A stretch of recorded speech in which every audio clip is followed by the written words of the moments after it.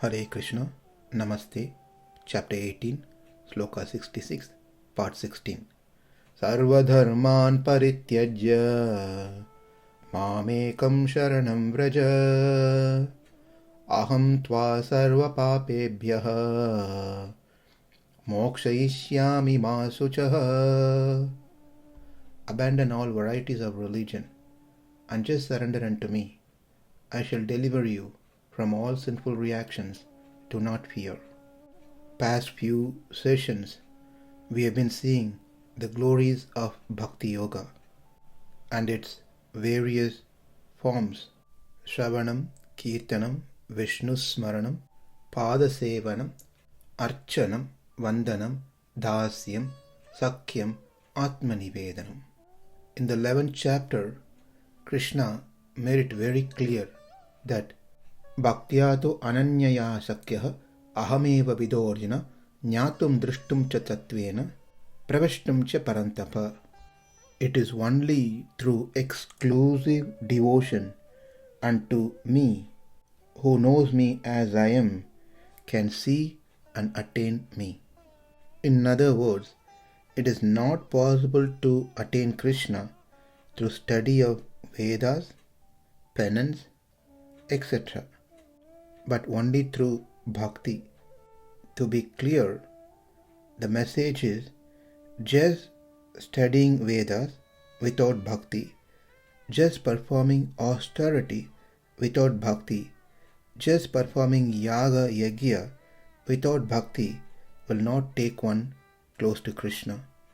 Becoming a scholar, becoming a great tapasvi, becoming a great person by giving charity, performing yaga, etc., but no bhakti while performing any of those activity, one will not attain Krishna. Devoid of bhakti, all efforts are fruitless. The way that we can understand this is indeed true that only he whom God chooses can attain the Lord. But the question is, whom would the Lord choose?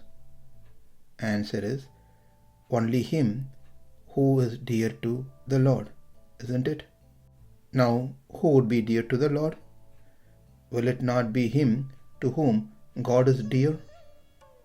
Therefore, it is clear that if a person loves something, he would find everything about that object, thinking about that object, talking about that object, being in the proximity around the object. Similarly, if Krishna is dear to a person, hearing about him, thinking about him, meditating upon him, all such activities become dear to him, to the Lord. Therefore, hearing, thinking, meditating, when it's performed without devotion, are all fruitless activities. In this sloka that we just saw, jnatum drishtum cha tattvena pravishtum cha parantapa. Jnatum, to know; darshanam, that is drashtum, to see; pravishtum, that is to attain. These are all in sequence. So one should study the scriptures, Vedas, Puranas, Itihasas, and know the Supreme Lord in reality. After that, darshanam, drashtum, one sees the Lord, and finally one attains the Lord. One studies, one sees, and one attains the Lord. The question here is, shouldn't it be one should study, one should attain, and then be able to see the Lord? But the sequence seemed to be jnatum, drashtum, pravishtum. Know, see, and attain him. Here, drashtum, to see, indicates the level of bhakti. After developing a deep knowledge about the Lord, one starts thinking, contemplating about the Lord. That contemplation, that meditation is so very deep that he sees the Lord within his heart. When he sees the Lord within his heart, his intense desire to see the Lord in person increases, and that's when one attains the Lord and able to see Him in person. Therefore, the sloka is not out of sequence, it is well sequenced. Therefore, one should cultivate the knowledge about the Lord and contemplate within oneself, where one can see the Lord within their heart as if one sees a Lord directly. After that, one attains the Lord. That drashtum, to see the Lord within the self, is done in various ways within bhakti, and that is said to be upasana, nididhyasana, vidya. All these are different terms for bhakti. It all refers the same.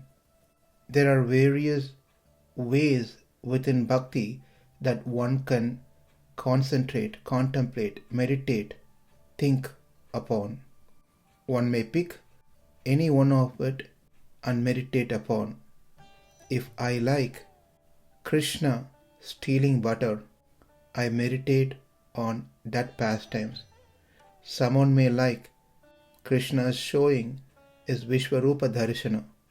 One may meditate on that. Or one may like Ramachandra's pastimes. He may meditate on that. Or one may like Narasimhadeva, the way that he appeared to save his devotees. One may perform dhyana on that pastimes. That meditation is so very focused without any disturbance, like the steam of oil pouring from a container. As it is said, Tailataravat avichinna smiti santana rupa.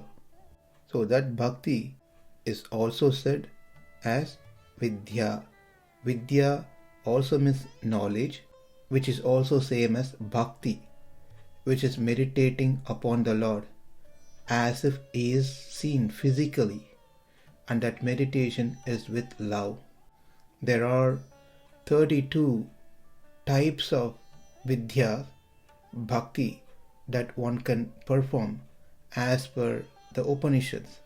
That could be certainly more than 32 of them, but what has been given to us by the saints are 32 in number from the 10 primary Upanishads.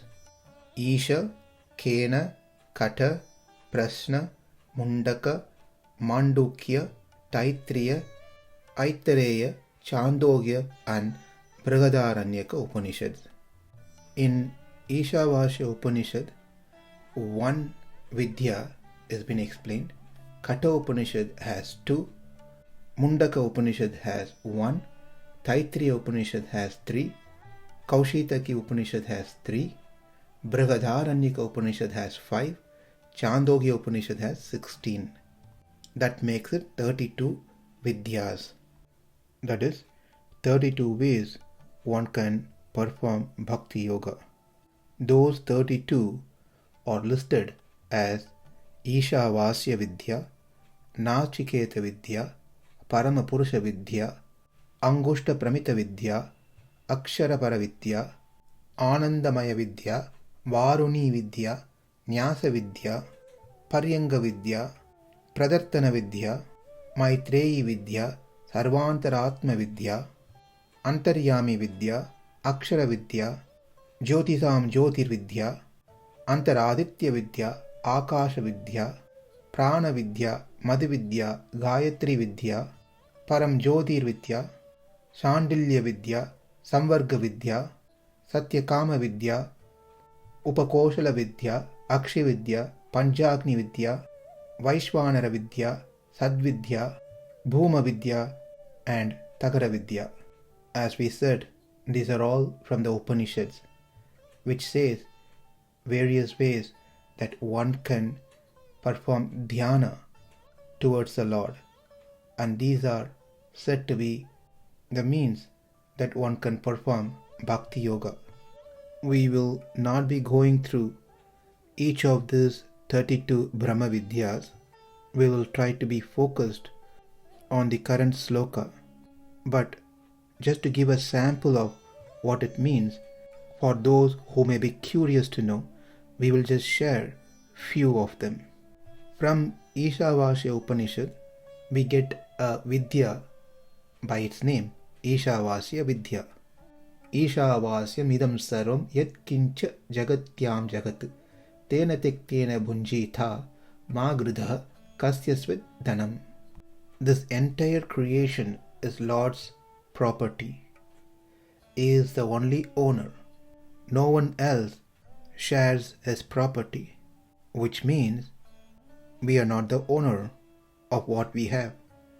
But the Lord has kindly given us our quota of what we can enjoy with or utilize in our life. So one should be simply happy by accepting what has been assigned as one's quota. With that, one performs one's prescribed duty as per the scriptures without fail. And while performing one's duty, one should see the Lord within all the living entities. He is self-effulgent. His body is transcendental, which is not made of material elements. He is free of avidya. He is free of papa and punya. In this way, one should perform their dhyana, meditation. By doing so, one will be able to cross over the material existence and attain the lotus feet of the Supreme Lord. So the Bhakti Yogi who is taking up this method of dhyana must meditate upon the Lord in this manner. By doing so, he attains the Lord. In Katha Upanishad, Yamaraj instructs Nachiketa. This Upanishad has 3 Vidyas: Nachiketa Vidya, Paramapurusha Vidya, Angushta Prameta Vidya. Nachiketa Vidya. Here, Yamaraj instructs Nachiketa regarding liberation, mukti. The living entity is eternal. The Lord is situated within the heart of all the living entities. The Lord who chooses will be able to understand about himself as Jivatma and the Supreme Lord as Paramatma. And that person performs dhyana upon Paramatma, becomes devoid of happiness and distress of this world, and finally attain the Supreme Lord's abode. In Paramapurusha Vidya, one meditates that the body as a chariot, the Atma as Rathi, the passenger, Buddhi, that is intelligence, as the chariot driver, mind as the reins, the Indriyas, the senses, or the 5 horses. By knowing this, one does not let the horse go towards all the direction, searching for sense objects for sense pleasures. Rather, one controls the horse and drives the chariot towards the supreme abode. And one understands that senses are greater than the dull elements, mind is greater than the senses, Buddhi is greater than the mind, Atma is greater than the Buddhi, and Paramatma is the greatest of all. In this way, one meditates upon the Lord and attains the Lord. The next Vidya is Angushta Prameta Vidya. One meditates upon the Lord as one who is present within all the living entities. That it is the same Lord who is present in all the living entities. It is not that my Paramatma is different from my neighbor's Paramatma, or even my child's Paramatma. It is the same Lord who is present in all the living entities. It is for the benefit of the Upasaka, the practitioner, who performs bhakti. He is present within the heart in the size of a thumb. Though he is present within the Jivatma, he is still not affected by the material gunas. We are present within this body. We are impacted by sattva, rajas and tamas. The Lord is also present within us. But in contrary, he is not affected by these material gunas. He is not present within us because of punya papa. He is there to give his darshan to the bhakti yogi who performs the dhyana in this manner. When one meditates upon the Lord with pure heart, will be able to experience the Lord within this world and then attain the Lord.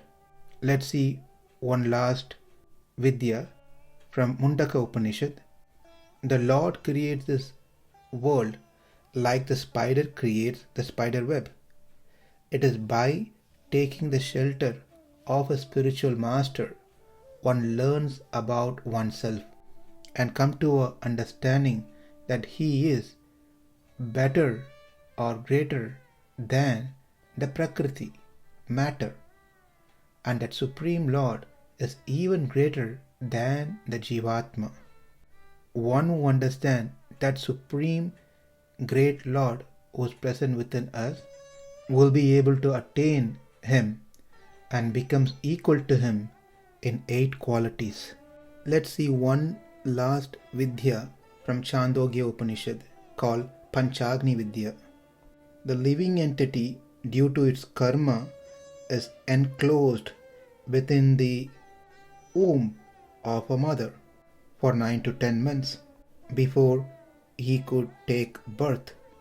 But before that, this Jivatma is given as an oblation, ahuti, in 4 places: the heaven, the clouds, the earth, into a Purusha, a man, and into a woman. Based on his credits, after leaving the body, he attains the heaven. After staying there for some time, he is thrown out into the clouds as the second ahuti. From there, he reaches the earth as a third ahuti, and taking shelter of a grain, he becomes the food for man, and that is the 4th ahuti. From man, he is given as a 5th ahuti into a woman. That's where he is conceived as a child. At any stages of these 5, one may miss the opportunity to take birth. There are hundreds and thousands and millions of living entities rushing to take birth. Out of so many, there's one which get a chance to be conceived. And again, after conceiving, there are high chances that he may not even come out of the womb due to miscarriage. And this Upasaka, the Bhakti Yogi, performs dhyana on the suffering that a Jivatma has to go through in this world. Hence he becomes dispassionate and disgusted, thinking of rebirth, the frequent entry into mother's womb and transmigration after short lives. And this develops a vairagya, a renunciation in the practitioner. In this way, one develops dissatisfaction in material things and develops bhakti and attains Krishna.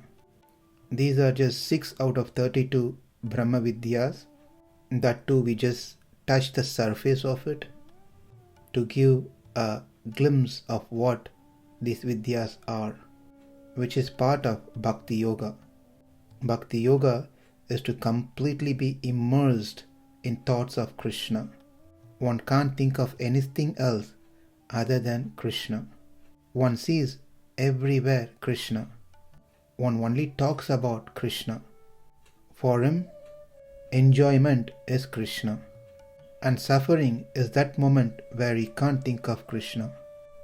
That bhakti which is exhibited by Parikshit Maharaj, by Sukadeva Goswami, by Narada Muni, by Lakshmana, by Hanuman, by Garuda, Ambarish Maharaj, Sugriva, Vibhishana, Prahlad, Akrura, Uddhava, Bali Maharaj, and so many, is actually out of reach for mortal people like us.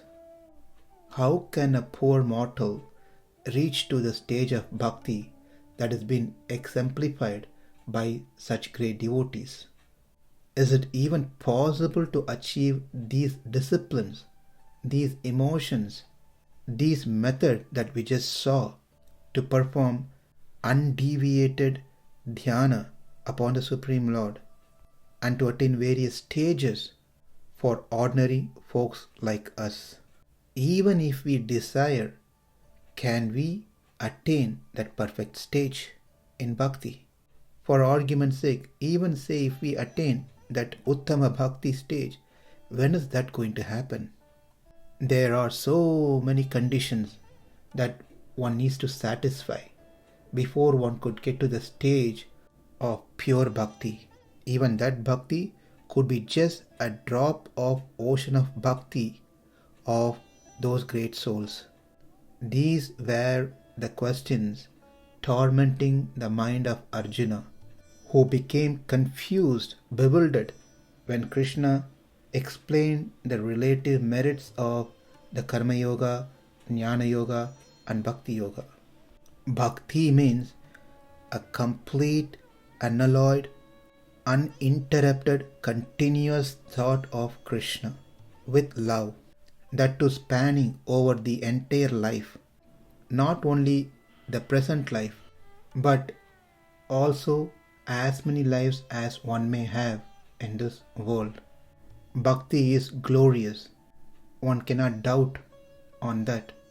By all means, it is great. And we have learned that in these series of sessions. But attaining to the ekanta bhakti stage is not for ordinary beings like us. It has numerous conditions that it would be difficult to satisfy with our conditioning. We just saw a glance of vidyas. For us to focus on material things is so very easy, but for us to focus on the Supreme Lord, even for a minute, is mission impossible. Therefore Bhagavatam says, the Lord may even give liberation easily to someone, but not bhakti. Muktim dadati karhishit smana bhakti yogam. And also it says, Muktanam apisiddhanam narayana parayanaha sudurlabha prashantatma koteshvapi mahamune. Among many millions of liberated jnanis and perfected yogis, a devotee of Krishna is extremely rare. All these increase Arjuna's worry. How am I going to perfect myself? Will I be even able to become perfect? If not now in this life, in future? How am I going to satisfy the demands of Bhakti Yoga? It doesn't seem to be so easy for people like me. For this reason, Krishna says, Mam ekaṁ śaraṇaṁ vraja.